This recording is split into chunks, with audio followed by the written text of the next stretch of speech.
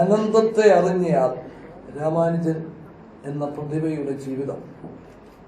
ഈ പുസ്തകം മലയാളത്തിൽ വിവർത്തനം ചെയ്ത് അതിൻ്റെ പ്രകാശന കർമ്മമാണ് ഞാനിവിടെ നിർവഹിച്ചത്.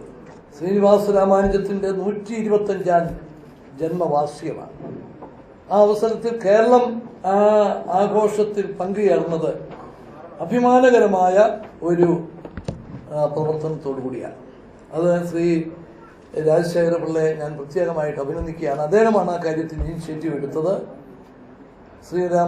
Srinivasa Ramanujan institute for basic sciences എന്ന പേരിൽ കോട്ടയത്ത് Rajiv Gandhi institute of technology 10 acre സ്ഥലം അവിടെ അതിനുവേണ്ടി അലോട്ട് ചെയ്ത് അവിടെയാണ് അതിൻ്റെ പ്രവർത്തനം ആരംഭിച്ചിരിക്കുന്നത്.